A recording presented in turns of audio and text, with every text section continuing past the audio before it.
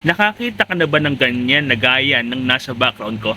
Kung hindi ka pa nakakakita ng ganyan, siguro hindi mo rin alam kung ano ang tawag yan at kung ano yan. Inedit ko na yung mismong picture na yan kasi nga medyo sensitive yung topic natin na to at para hindi rin tayo ma-restrict sa mga pag-a-uploadan ko. At sa mga sensitive, sa mga hindi kaya makakita ng ganyan, sa hindi kayang panoorin yung video ko na to, skip nyo na lang po yung video ko.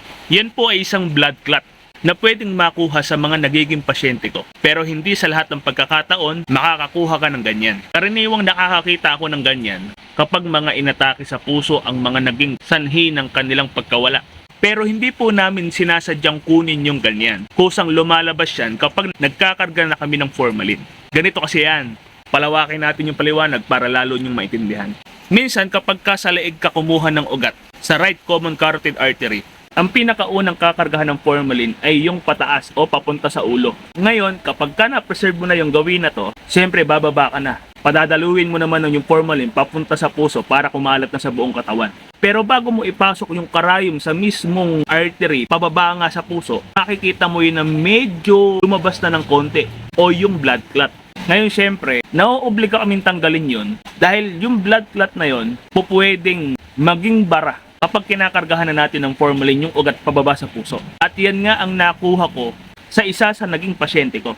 Maraming haka-haka tungkol sa blood clot na yan. Pero uunahan ko po kayo, hindi ako magpapaliwanag ng tungkol sa medical explanation dahil ang trabaho ko po, embalmer, taga-preserve lang ako ng mga nagiging pasyente ko. Hindi po ako doktor para maipaliwanag sa inyo kung ano talaga ang nagiging dahilan kung bakit nagkakaroon ng blood clot.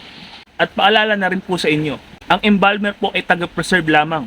Hindi po kami doktor para masabi kung ano yung naging sakit ng mga nagiging pasyente namin. Kaya sa mga nagko-comment po ng mga nagtatanong kung ano yung naging sakit, ano yung naging dahilan, pasensya na po kayo, hindi ko kayo masasagot dyan. Kung tungkol sa trabaho ko, kung ano yung dapat gawin, masasagot ko kayo dyan. Muli maraming salamat po sa pakikinig ninyo. Ingat kayong palagi mga kamorke.